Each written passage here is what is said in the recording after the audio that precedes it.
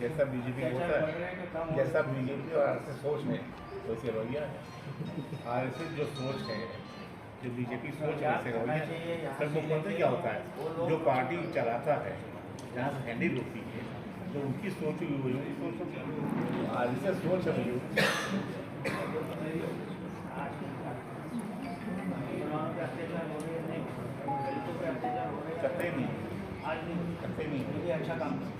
वही अच्छा काम करो तो आपको क्या पहचान करो। अच्छा शुरुआत की है चेयरमैन बनने के बाद मैं आगे चेयरमैन बना और मुझे खुशी है औरंगाबाद जैसी जगह से मुझे मौका मिला शुरू करने का अपने प्रोग्राम को, और हमने यहाँ से शुरुआत की और अच्छी शुरुआत मुझे लगता है। यहाँ का जोश देख करके लोगों में, यहाँ का हौसला देख करके लगता है कि यहाँ से जो शुरुआत हो रही अच्छी शुरुआत हो रही है। माननीय शरद पवार जी के नेतृत्व में हम पूरे ऑल इंडिया में इस पार्टी को मजबूत करने की कोशिश करेंगे।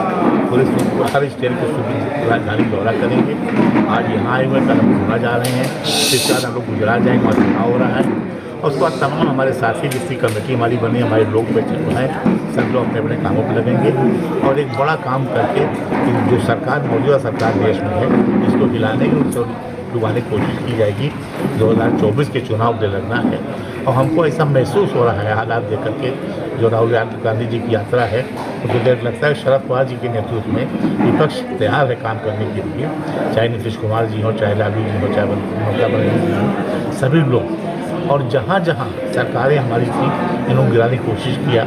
आज महाराष्ट्र सरकार हमारी गिराया, डरा करके गोवा में गिराया, मध्य प्रदेश में गिराया कांग्रेस सरकार थी। तो यही काम करते हैं, जहाँ इनकी सरकार नहीं बनती है डरा करके गिराते हैं।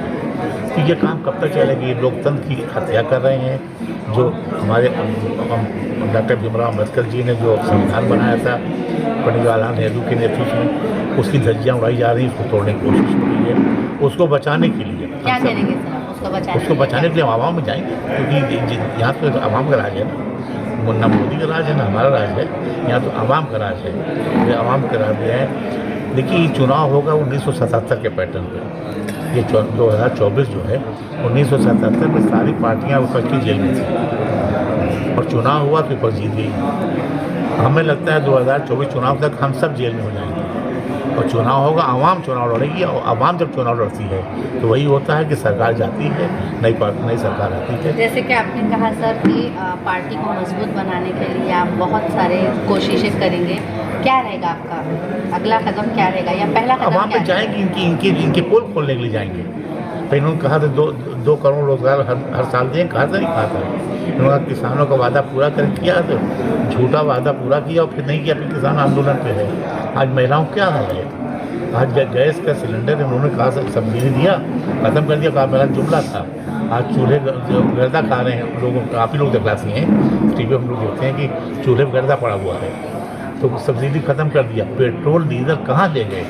नोटबंदी करके देश को बर्बाद कर दिया। तो अभी सब बातें यही बातें हम जाकर आवाम बताएंगे ना, इसलिए हम लोग निकले हुए हैं ना।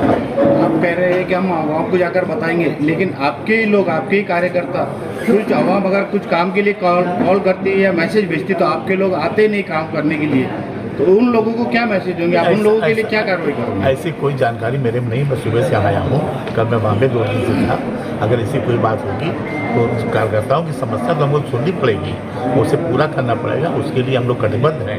तो अगर कोई ऐसी शिकायत होगी तो शिकायत दूर करने की कोशिश की जाएगी। अहम रीढ़ की हड्डी तो किसी पार्टी की रीढ़ की हड्डी उसका कार्यकर्ता होता है। अगर हमने कार्यकर्ता को इग्नोर कर दिया तो पार्टी चल ही नहीं सकती। इसलिए अगर आपकी बात में सच्चाई का दम है उस पर हम पूरा विचार करेंगे, अपने कार्यकर्ताओं की हर बात को सुनने और पूरे करने की कोशिश करेंगे। सर आने वाले महानगर पालिका के इलेक्शन है और अल्पसंख्यक समाज से अगर राष्ट्रवादी पार्टी की सत्ता आती है तो क्या मेयर बनाने की आप कोशिश करेंगे?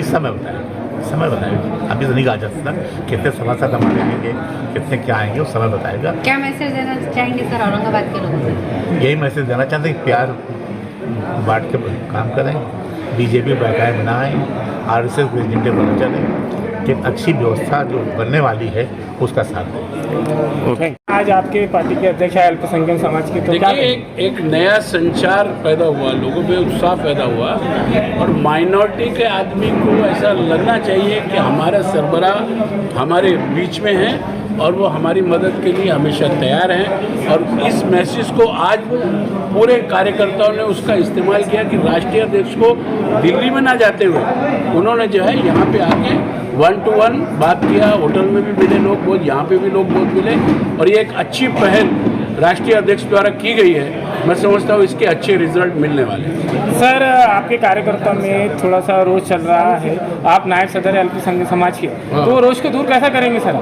देखिए, हमारे अजीज सेठ साहब माइनॉरिटी के ऑल इंडिया के कांग्रेस कमेटी के सदस्य थे। उन्होंने एक ही बात कही थी कि सिख ने मुसलमान की बात करना, मुसलमान ने सिख की बात करना, हिंदू की बात करना, जैन की बात करना, दलित, हम माइनॉरिटी को इकट्ठे करेंगे और आवाज़ खलकत को नगारे खुदा समझें। एक की आवाज़ 10 की बनती है, 10 की आवाज़ 10,000 की बनती है, और 10,000 की लाख की बनती है, और जब लाख की आवाज़ बनती है वो खुदा की आवाज़ बन जाती है।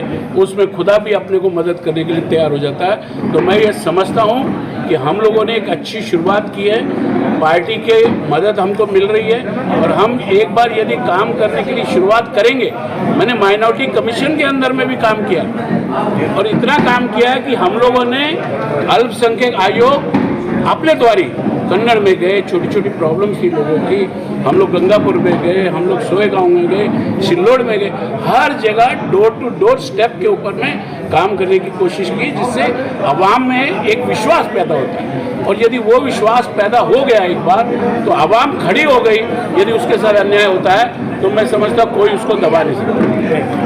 शरद पवार साहब ने प्रेस कॉन्फ्रेंस लेकर कहा कि औरंगाबाद के नामांकन का विषय जो कैबिनेट में आया वो ऐन वक्त पर मुख्यमंत्री ने लाया, हमसे उसकी कोई चर्चा नहीं की। नंबर 1 बात। नंबर 2 बात, कैबिनेट में जो चर्चा होती है उसमें अगर हमने विरोध भी किया तो बाहर आपको डिस्क्लोज नहीं हो सकती, कॉन्फिडेंशियल चीज़ है।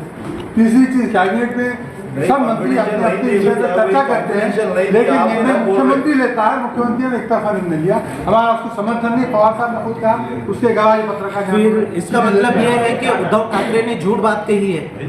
अब मुझे पूछा